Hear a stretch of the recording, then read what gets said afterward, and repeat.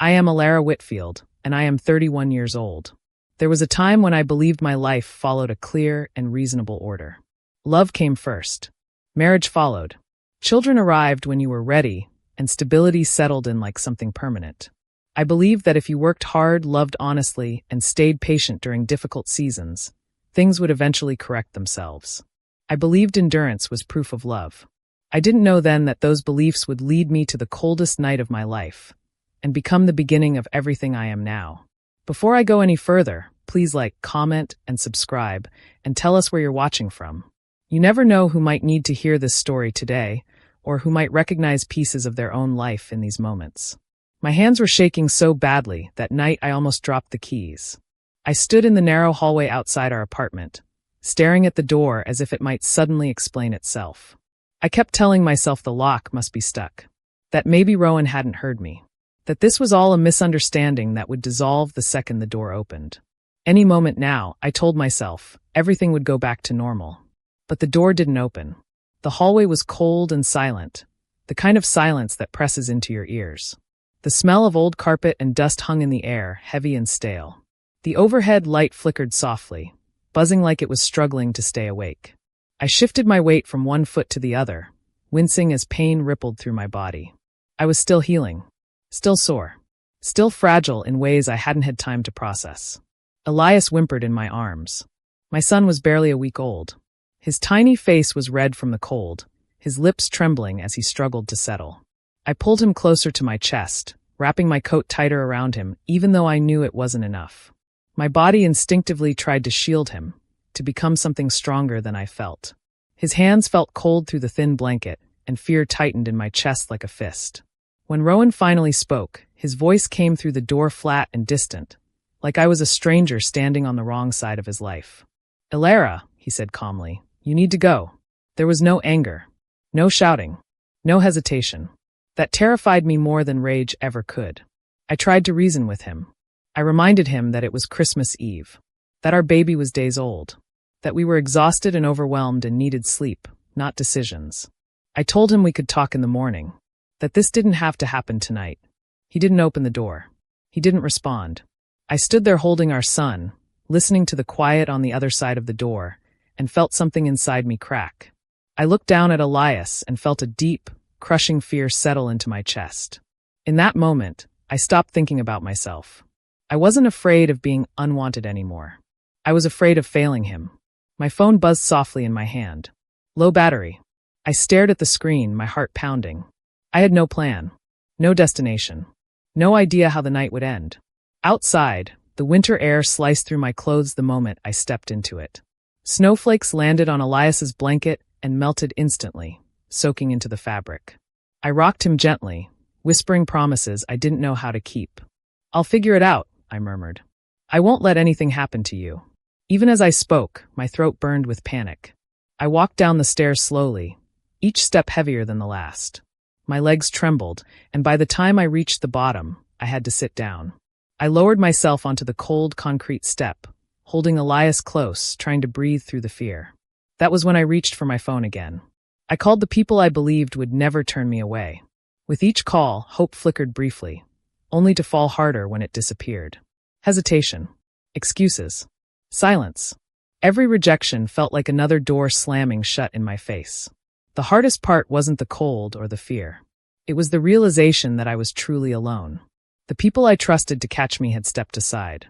I stared at the dark street, warm lights glowing behind curtains that weren't meant for me. Families were inside, laughing, opening gifts, holding each other close. I was sitting on concrete, counting the minutes until my phone died. Somewhere in that moment, something inside me shifted. I stopped waiting for someone to save me. I stood up slowly, adjusted Elias's blanket, and took a deep breath that burned my lungs. I didn't know where I was going, but I knew I couldn't stay there. Whatever came next, I would face it for him. That was the first decision I made as someone who no longer expected kindness, only survival. When I think back to how it all started, it's difficult to reconcile the man Rowan became with the man I once loved. In the beginning, he was gentle and attentive. He remembered small things. How I took my coffee, which songs calmed my anxiety, how I liked the windows open even in winter. He talked about our future like it was something he couldn't wait to build. I believed him. The changes came quietly, in ways easy to excuse. He started questioning how I spent money, even on groceries. If I disagreed, he said I was being dramatic. When I asked for reassurance, he sighed like I was asking too much. I told myself every marriage had rough patches. When I found out I was pregnant, I expected us to grow closer. Instead, Rowan pulled away. He stopped attending appointments. Stopped touching my stomach. Stopped asking how I felt. He talked about the baby like it was a mistake, even though we had planned for him. As my body changed, his words changed too. He criticized how tired I was, how emotional I became. If I cried, he said I was using pregnancy as an excuse. I learned to stay quiet to keep the peace. I learned to make myself smaller. I didn't realize I was disappearing. His mother, Margaret Hale, was always there, quietly influencing everything. She spoke about independence like it mattered more than family. She reminded Rowan of what he was giving up. When I was around, she smiled politely, but judgment lingered behind her eyes. After Elias was born, things got worse. Rowan barely held him. He complained about the crying, the lack of sleep, the attention I gave to someone other than him. He acted like love was limited, and our son had taken his share. I was exhausted, healing, desperate for support. I kept telling myself it would pass. Christmas morning didn't feel real. The apartment was quiet in a way that pressed on my chest. When Rowan finally spoke, his tone was sharp and controlled. He told me I had ruined his life, that everything went wrong when I got pregnant. He blamed the bills, the stress, the noise. Then he handed me my suitcase. It wasn't even packed properly. He told me to leave. I asked where I was supposed to go. He didn't answer. I noticed the car keys were gone. My bank card didn't work. Access had been changed. This wasn't an argument. It was a plan. I gathered diapers, wipes, and hospital records. Proof my baby existed. Rowan didn't help. He didn't look at Elias. When the door closed behind me, there was no goodbye. I stood there holding everything I had left. I hadn't just been kicked out. I had been erased. The bench near the parking lot was cold and damp, but I sat there anyway, rocking Elias slowly while my fingers trembled around my phone. My body ached in places I didn't have time to acknowledge. Every movement reminded me that I had given birth only days earlier. I felt hollow and heavy at the same time, like everything important had been ripped out of me, leaving only responsibility behind. Calling my family felt like the one thing I could still count on. No matter what had happened between Rowan and me, I believed my parents would open their door, especially with a newborn in my arms. I took a deep breath, steadying my voice, and called my father first. He answered on the third ring. "Dad," I said quietly. "I'm outside." "Rowan," he locked me out. "I have the baby." There was a pause. Not shock, not concern, just silence stretching long enough to make my stomach tighten. "What did you do, Alara?" he finally asked. The words hit harder than the cold. I tried to explain, stumbling over details, my voice cracking as I spoke about Christmas morning, the suitcase, the locked accounts. He cut me off before I could finish. "Men don't just act like that for no reason," he said. "You need to take responsibility for your choices." I stared at the ground, my breath shallow. I told him I wasn't asking for advice. I just needed somewhere warm for the night. He sighed heavily, like I was inconveniencing him. Then my mother, Helena, came on the line. Her voice was calm. Too calm. "That's unfortunate," she said. "But we really can't get involved in your marriage problems." Marriage problems. I asked if I could stay for a few nights, just until I figured things out. She hesitated, then said the house was too crowded, that a newborn would disrupt their routine. She suggested I pray and try to work things out with my husband. When the call ended, I sat there staring at the pavement, tracing cracks with the toe of my shoe. I waited for my phone to ring again. It didn't. My sister, Camille, was my last hope. She had always promised she'd be there for me no matter what.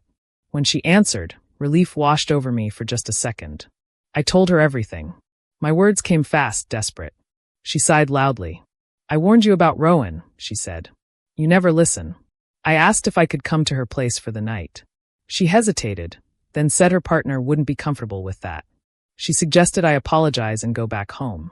When I reminded her I had a newborn in my arms, she said Rowan was still the father, and it was still his home. When the call ended, the silence felt unbearable. No one yelled at me. No one insulted me. But they all chose comfort over compassion. And in that moment, I understood what it meant to be truly alone. Mark's rejection hurt, but I had expected cruelty from him. What I wasn't prepared for was being abandoned by the people who were supposed to love me without conditions. I stood up slowly, my legs stiff, Elias stirring against my chest. I didn't know where I was going. I just knew I couldn't stay there. The motel sign flickered weakly against the dark sky as I walked inside. It wasn't a place I ever imagined bringing a newborn, but it was the only option I could afford with the small amount of cash I still had. The clerk didn't ask questions. He slid the key across the counter, and I took it with a mixture of relief and shame. The room smelled like old cleaner and damp carpet. The heater rattled loudly but barely worked. I placed the carrier on the bed and checked Elias's face again and again, watching his chest rise and fall. I tried to feed him, but my hands shook so badly it took longer than it should have. He cried softly, and each sound felt like an accusation I couldn't escape. I kept apologizing to him under my breath, even though he couldn't understand. "I'm sorry," I whispered. "I'm trying." I sat on the edge of the bed and let the weight of everything sink in. The quiet was heavy. There were no voices, no comfort, no one telling me it would be okay. At some point, tears started falling without warning. They soaked into the blanket, my hands, my coat. Crying didn't bring relief. It only made me more tired. I wiped my face and looked at Elias again. He needed warmth. Food. Safety. None of those things would come from fear. Something shifted inside me then. Not courage. Not confidence. Focus. I stopped thinking about what I had lost and started thinking about what I had to do next. I counted diapers. Checked formula. Calculated how long the money would last. I stayed awake most of the night listening to the heater rattle and the sound of my baby breathing. Every time he stirred, I was there. The fear didn't disappear, but it stopped controlling me. By morning, my body felt like it was made of stone, but my mind was clearer than it had been in days. I wasn't waiting for anyone to come save me anymore. I packed quietly and stepped back into the cold. I didn't know where to go, but I knew I couldn't stay there another night. My feet carried me without much thought, stopping often to adjust Elias's blanket and check his face. I ended up at the hospital. It wasn't a decision so much as instinct. It was the only place that felt familiar and safe. I sat in the waiting area, warming my hands, telling myself I was only there to make sure Elias was okay. That was when I heard my name. "Ilara." A woman in scrubs stood a few steps away, studying me carefully. It took a moment to recognize her. Then it clicked. Her name was Naomi Carter. She had been one of the nurses who helped me after the delivery. Her expression changed as she noticed the dark circles under my eyes and the way I held Elias like I was afraid to let go. She didn't ask questions in front of everyone. She didn't rush me. She sat beside me and asked gently if the baby was eating well. Her voice was calm. Steady. She asked where I was staying. I hesitated, then told the truth. I didn't cry. I didn't beg. I explained. She listened without interrupting or judging. She told me there were resources available, that I wasn't the first new mother to need help. She walked me to a quiet office and helped me fill out forms I didn't even know existed. For the first time in days, I felt like someone was on my side.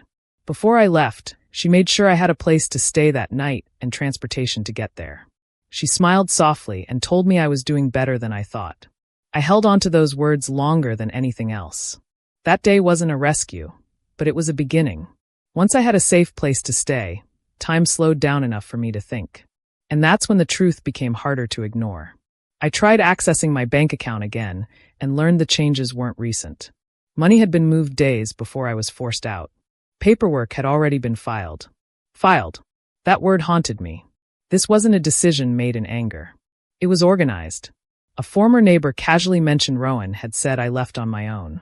Someone else repeated that he told people I needed space. He had controlled the story before I even realized there was one being told. I thought back to his calm voice, his lack of emotion, his certainty. He wasn't reacting. He was finishing something he had already planned. The realization hurt, but it also brought clarity. I stopped asking what I could have done differently. His actions weren't caused by my failures. They were driven by his choices. That was when I stopped seeing him as my husband. A husband implies partnership, responsibility, care. What he had become was a problem I needed to handle carefully. I began documenting everything. Dates, times, changes, words spoken. I didn't feel angry. I felt clear. Emotions had kept me stuck before. Facts would move me forward. Understanding the truth didn't make things easier, but it made them real. And reality was something I could work with. He had planned my removal, but he hadn't planned my response. Time did not heal me in the gentle, forgiving way people like to describe. It moved forward whether I was ready or not, dragging me with it. Days turned into weeks and weeks into months, each one demanding something from me even when I felt empty. My life became quiet and structured, built around routines that kept me functional. Wake up, feed Elias, clean, apply for assistance, work when I could, sleep when he slept, repeat. There was no space for self-pity anymore. Survival required focus. The temporary housing Naomi helped me secure wasn't glamorous, but it was safe. The walls were plain, the furniture basic, but there was heat, clean water, and a door that locked from the inside. For the first time since Christmas, I slept without jolting awake at every sound. Elias began to settle into a rhythm, and I learned how to read his needs before he cried. Each small success felt monumental. I wasn't comfortable. I wasn't secure. But I was capable. I started working remotely for a small logistics firm that didn't ask too many questions. The pay wasn't much, but it was consistent. Every paycheck, no matter how small, felt like proof that my life wasn't over. I learned how to stretch money in ways I never had before. I planned every expense, tracked every receipt, and saved every extra dollar like it was oxygen. As my fear slowly loosened its grip, my mind became sharper. That's when the details I had ignored before started to surface clearly. I requested financial records and discovered money transfers that had happened days before Rowan forced me out. Accounts closed. Access revoked. Decisions finalized long before I knew anything was wrong. This wasn't impulse. It was strategy. The more I uncovered, the calmer I became. Anger would have clouded my judgment. Panic would have made me careless. But clarity gave me control. I stopped framing Rowan as a confused man who acted out of stress. I began to see him for what he was: deliberate, self-serving, and calculating. And once I saw that, the illusion shattered completely. I documented everything. Dates, messages, financial changes, witness statements. I didn't rush. I didn't confront him. I followed every step carefully, guided by people who understood the system better than I did. Each completed form felt like reclaiming a piece of myself. Silence became my greatest advantage. Weeks passed before Rowan reached out. The message was casual, almost polite. He asked how Elias was doing. Said things had been stressful. Claimed he hadn't handled everything perfectly. He didn't apologize. He didn't acknowledge what he'd done. He spoke as if time alone should soften the damage. Reading his words felt strange, like listening to someone talk about a life I no longer lived. I didn't respond immediately. When I finally did, my reply was short and factual. I answered what was necessary and ignored everything else. I didn't accuse him. I didn't explain my pain. I stated boundaries clearly and left no room for interpretation. That was when I felt the shift. He no longer spoke with certainty. His messages became tentative, probing. He asked questions instead of making demands. He hinted at reconciliation without saying it outright. He tested the ground, unsure where he stood. For the first time, he wasn't in control. And the realization settled in quietly. Revenge didn't look like yelling or confrontation. It looked like stability. It looked like independence. It looked like not needing anything from him anymore. As my life steadied, my family began to reappear. It started with missed calls, then apologetic messages. My mother, Helena, left long voicemails filled with regret and justifications. My father sent short texts asking if I needed help. They spoke carefully, as if unsure how to approach me now that I was no longer desperate. I didn't answer at first. Then one evening, my sister Camille showed up at my door. She looked uncomfortable standing there, like she wasn't sure she belonged in my space. Elias was asleep in his crib as we sat across from each other at the small kitchen table. Camille spoke quickly, explaining how scared she'd been, how she hadn't understood how bad things were, how she regretted not helping. I listened without interrupting. Later, my parents visited. They spoke about family, about forgiveness, about moving forward. They said they were proud of me now, proud of my strength, proud of how I had handled everything. Their words didn't bring the relief they expected. I didn't raise my voice. I didn't cry. I told them calmly what I was willing to accept and what I wasn't. I explained that my life had continued without them, and I wasn't interested in reopening old wounds just to make others feel better. If they wanted a place in my life, it would be on my terms. They weren't used to that. But I was. After they left, I felt lighter than I had in years. Not because they apologized, but because I no longer needed their approval. I understood then that abandonment, painful as it was, had forced me to grow faster, think clearer, and rely on myself in ways I never had before. Months later, my life looked nothing like it had that Christmas. I had a modest apartment filled with warmth and routine. Elias grew stronger every day, his laughter filling rooms that once echoed with fear. Our home wasn't perfect, but it was calm, safe, consistent. Rowan faded into the background of my life. His influence shrank with every boundary I maintained. I didn't think about revenge anymore because I didn't need it.